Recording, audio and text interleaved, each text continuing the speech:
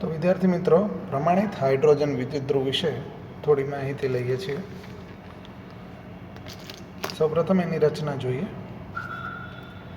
એક પાત્રમાં 1 મોલર HClનું દ્રાવણ લેવાનું, એટલે કે H+ આયનનું.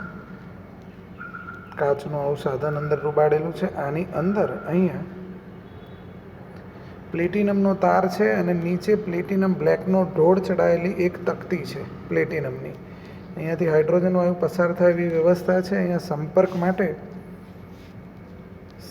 માટે અહીંયા મર્ક્યુરી છે અને અહીંયા તાંબાનો તાર છે.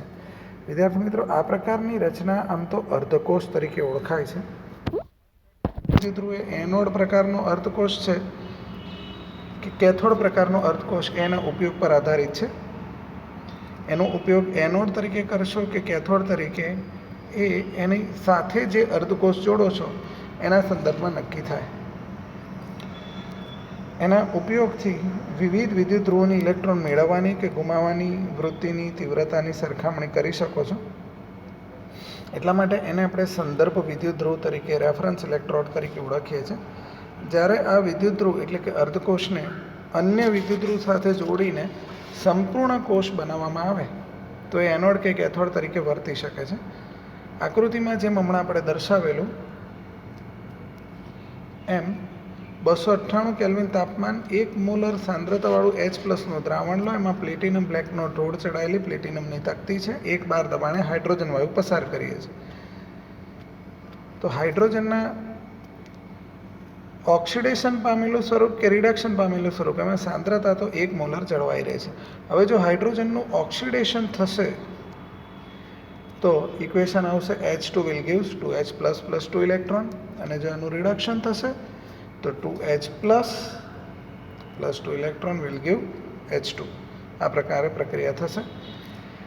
ઓક્સિડેશન થશે તો એની ઇલેક્ટ્રોન ગુમાવવાની વૃત્તિ, એટલે કે એનો ઓક્સિડેશન પોટેન્શિયલ, પ્રમાણિત ઓક્સિડેશન પોટેન્શિયલ, અને જો રિડક્શન થશે તો પ્રમાણિત રિડક્શન પોટેન્શિયલ, બંને આંતરરાષ્ટ્રીય ધોરણે 0 સ્વીકારેલા છે.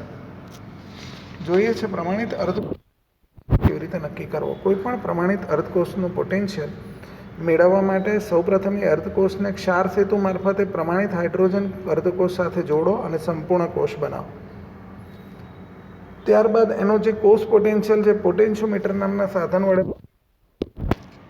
હવે ધ્યાન રાખો, અહીં બંને પૈકીનો એક અર્ધકોષ પ્રમાણિત હાઇડ્રોજન અર્ધકોષ છે, એટલે એનો અર્ધકોષ એના ઓક્સિડેશન પોટેન્શિયલ કે રિડક્શન પોટેન્શિયલનું મૂલ્ય તો 0 છે. એટલે બનતા કોષના માપેલા જે ઈ સ્ટાન્ડર્ડ સેલનું મૂલ્ય છે એ બીજા અર્ધકોષનો ઓક્સિડેશન અથવા તો રિડક્શન પોટેન્શિયલના મૂલ્ય જેટલું થાય. દાખલા તરીકે 298 કેલ્વિન તાપમાને સ્ટાન્ડર્ડ હાઇડ્રોજન ઇલેક્ટ્રોડ, એટલે કે પ્રમાણિત હાઇડ્રોજન વિદ્યુતધ્રુવને જો એનોડ તરીકે લઈએ અને અન્ય અર્ધકોષને કેથોડ તરીકે લઈએ તો આપણી ફોર્મ્યુલા છે E standard cell = E standard of right minus E standard of left. એ પ્રમાણે જોઈશું તો તમે એનોડ તરીકે હાઇડ્રોજન લીધો એટલે લેફ્ટમાં હાઇડ્રોજન છે એટલે એનો પોટેન્શિયલ તો 0 થશે. તો E standard cell = E standard of right મળશે. દાખલા તરીકે એક ઉદાહરણથી એને સમજીએ આપણે. PtH2H+ Cu+2Cu આવો એક કોષ છે. એની ફોર્મ્યુલા તો લખી કાઢીએ ઈ સ્ટાન્ડર્ડ સેલની. ઈ standard right minus E standard left. રાઇટમાં Cu+2Cu અને લેફ્ટમાં H+H2. બંનેના રિડક્શન પોટેન્શિયલ લખ્યા, પણ આનો તો 0, એટલે તમને ઈ સ્ટાન્ડર્ડ સેલ મળી જશે Cu+2ના રિડક્શન પોટેન્શિયલ જેટલો, અને રિડક્શન પોટેન્શિયલ આટલો આવશે, કારણ કે પોટેન્શિયોમીટરની મદદથી ઈ સ્ટાન્ડર્ડ સેલનું મૂલ્ય તમે આટલું માપી શકશો. અહીં Cu+2/Cuનું ધન મૂલ્ય સૂચવે છે કે Cu+2 આયન એ H+ની સરખામણીમાં ઇઝીલી રિડક્શન પામે છે. એટલે કેથોડ પર એનું રિડક્શન બતાવશું અને એનોડ પર હાઇડ્રોજનનું ઓક્સિડેશન બતાવશું. તો અહીંયા એમ પણ કહી શકાય કે H+ દ્વારા Cu+2નું રિડક્શન થાય છે. હવે વિદ્યાર્થી મિત્રો ધ્યાન રાખજો, જ્યારે પોટેન્શિયલ હવે આપણે પ્રમાણિત હાઇડ્રોજન વિદ્યુતધ્રુવ એટલે કે સ્ટાન્ડર્ડ હાઇડ્રોજન ઇલેક્ટ્રોડના સંદર્ભમાં શોધીએ ત્યારે એ જે અનનોનનો પોટેન્શિયલ આપણે શોધીએ છીએ, અજ્ઞાતનું પોટેન્શિયલ જે આગળ શોધ્યા એ પ્રમાણે, એને આપણે EMF અથવા તો ઇલેક્ટ્રોમોટિવ ફોર્સ અથવા તો વિદ્યુત ચાલક બળ કહીએ છીએ. તો હાઇડ્રોજન વિદ્યુતધ્રુવની મદદથી આપણે જેટલા પણ વિદ્યુતધ્રુવોના, જેટલા પણ અર્ધકોષોના પ્રમાણિત રિડક્શન પોટેન્શિયલના મૂલ્યો મેળવીએ, એને ઉતરતા કે ચડતા ક્રમમાં ગોઠવીએ તો એક શ્રેણી તૈયાર થશે. એને આપણે કહીશું EMF શ્રેણી. EMF શ્રેણી તરીકે એને, એવી એક શ્રેણી અહીંયા તમને આપેલી છે. અત્યારે ખાલી જાણ ખાતર છે, તમે આનો સ્ક્રીનશોટ લઈ શકો અથવા તો ટેક્સ્ટ બુકમાં આનું એક પેજ આપેલું છે, તમે એને રિફર કરી શકો છો.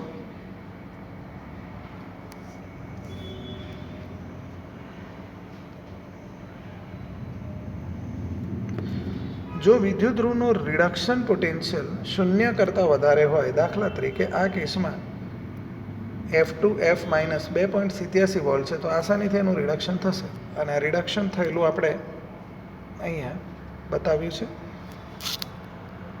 F2 + 2 electrons gives 2F-. આ રીતે મળતું રિડક્શન પામેલું સ્વરૂપ F- એ હાઇડ્રોજન કરતાં વધારે સ્ટેબલ હોય છે. વિદ્યુતધ્રુવનું પ્રમાણિત રિડક્શન પોટેન્શિયલ જો 0 કરતાં ઓછો હોય, એઝ ફોર એક્ઝામ્પલ Li+ ના કિસ્સામાં, તો એનું આસાનીથી આ પ્રકારે રિડક્શન નહીં થાય. અને આ રીતે રિડક્શન પામેલું સ્વરૂપ જે લિથિયમ મેળવી બી લો તો એ હાઇડ્રોજન કરતાં પ્રમાણમાં ઓછું સ્થાયી હોય.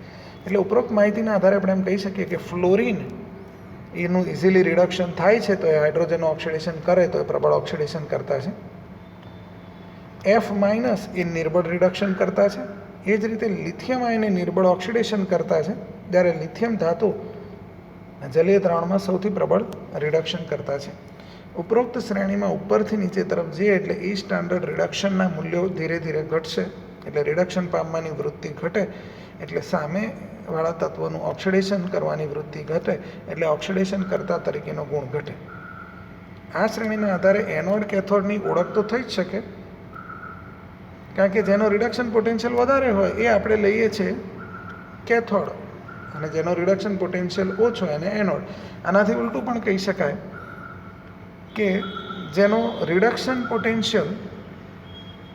જેનો ઓક્સિડેશન પોટેન્શિયલ વધારે એ એનોડ અને જેનો ઓક્સિડેશન પોટેન્શિયલ ઓછો એ કેથોડ તરીકે લઈ શકાય. વળી બે અર્ધકોષો એટલે કે બે વિદ્યુતધ્રુવોના રિડક્શન પોટેન્શિયલના મૂલ્યોના આધારે તમે E સ્ટાન્ડર્ડ સેલ પણ મેળવી શકો છો. ફોર્મ્યુલા આપણને ખ્યાલ છે. E standard cell is equal to E standard cell is equal to E standard of right minus E standard of left. આ શ્રેણીમાં ઓલવેઝ નીચેના છેડે રહેલી ધાતુ એ ઉપર રહેલી ધાતુના ક્ષારના દ્રાવણમાંથી તે ધાતુને મુક્ત કરી શકે. વિદ્યાર્થી મિત્રો, આ સ્ટેટમેન્ટ આપણે 10th બી સાંભળેલું. દાખલા તરીકે Fe એ Cu+2 ના દ્રાવણમાંથી Cu+2 ને રિલીઝ કરી શકે છે.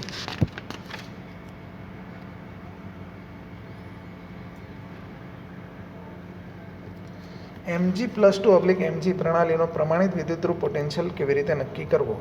તો આ આપણે હમણાં એપ્લિકેશન્સ ઓફ SHEમાં ભણી ગયા કે એને હાઇડ્રોજન સાથે જોડીને એક સંપૂર્ણ કોષ બનાવો. ફોર્મ્યુલા લખો. E standard cell is equal to E standard of right minus E standard of left.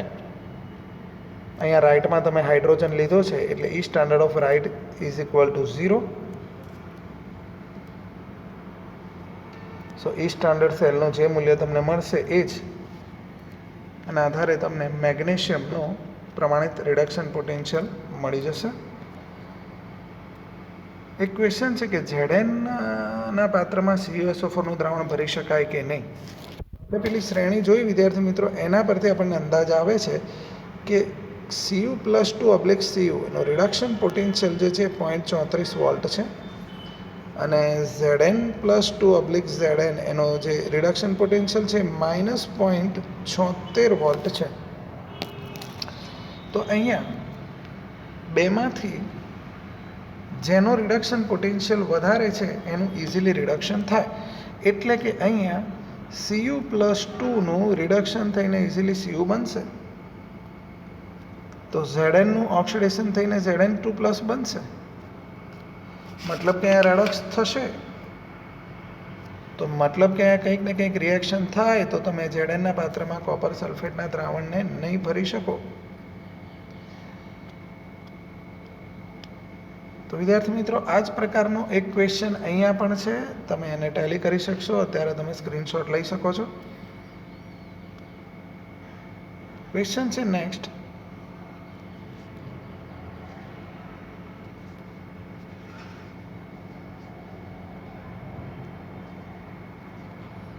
આ પણ એક ક્વેશ્ચન છે, આ તમે નોટ કરી લો.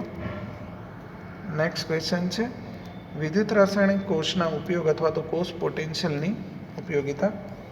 કોષ પોટેન્શિયલની મદદથી સંતુલન અચળાંક, આયનિક ગુણાકાર, પાણીનો આયનીય ગુણાકાર Kw, દ્રાવ્યતા ગુણાકાર Ksp, pH વગેરે નક્કી કરી શકાય.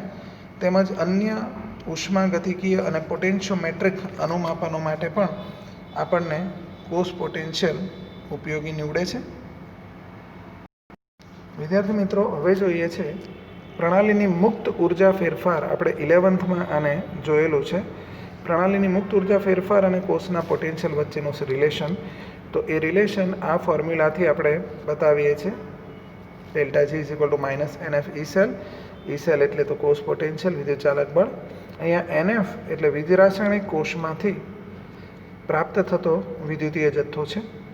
જો ઉદ્ભવતી વિદ્યુત ઉર્જા સંપૂર્ણપણે વિદ્યુત શક્તિમાં રૂપાંતરિત થઈ જતી હોય તો ΔG = W electrical, but ΔG = -NF E-cell છે એટલે એના પરથી આપણે કમ્પેર કરી શકીએ કે W ઇલેક્ટ્રિકલ = -NF E-cell.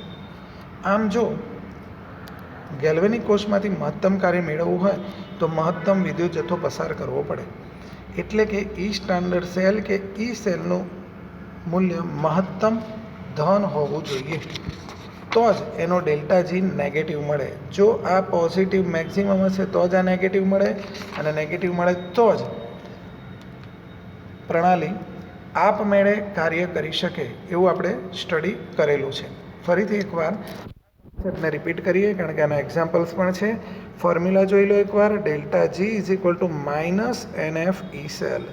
અહીંયા જો કોષ પોટેન્શિયલ ધન હશે તો ΔG આપણને નેગેટિવ મળશે, અને જેટલો ΔG વધારે નેગેટિવ એટલી પ્રક્રિયા વધારે ઝડપથી આપમેળે થાય. વિદ્યુતીય કાર્ય સાથે એને રિલેશન આપણે આ રીતે બતાવેલો છે. ΔG = W electrical E-cell. મતલબ કે જેટલો કોષ પોટેન્શિયલ વધારે હશે એટલું W ઇલેક્ટ્રિકલ પણ વધારે થશે અને ΔG પણ એટલું વધારે નેગેટિવ આવશે. માની લઈએ કે E standard cell maximum positive છે તો એનો ΔG મેક્સિમમ નેગેટિવ આવશે. તો વધારે ને વધારે ઝડપથી એટલે કે મહત્તમ ઝડપથી કાર્ય આપમેળે થઈ શકશે. એટલે કે પ્રક્રિયા બહુ ઝડપથી આપમેળે થઈ શકશે. વિદ્યાર્થી મિત્રો, ફરીથી એક વખત આપણે સક્રિયતા શ્રેણીની વાત કરી લઈએ. ધ્યાનથી સમજી લેજો. દાખલા તરીકે ઝીંક છે એનો ઓક્સિડેશન પોટેન્શિયલ એ કોપર કરતાં વધુ છે. કોપરના ઓક્સિડેશન પોટેન્શિયલ કરતાં વધુ છે. હમણાં આપણે રિડક્શન પોટેન્શિયલથી જોયું.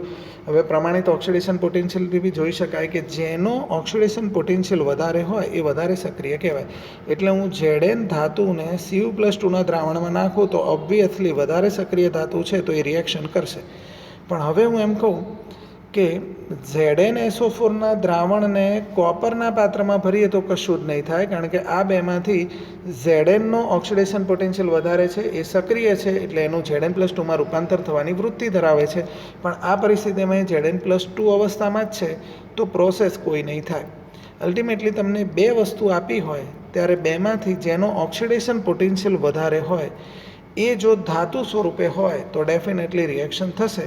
એ રીતે તમે એને ઇઝીલી યાદ રાખો, અથવા તો પછી એ રીતે યાદ રાખો કે જેનું રિડક્શન પોટેન્શિયલ વધારે હોય એનું ઇઝીલી રિડક્શન થાય, અને જેનો રિડક્શન પોટેન્શિયલ ઓછો હોય એનું ઇઝીલી ઓક્સિડેશન થશે. બંને રીતે તમે આના ઓબ્જેક્ટિવ્સને સોલ્વ કરી શકો છો.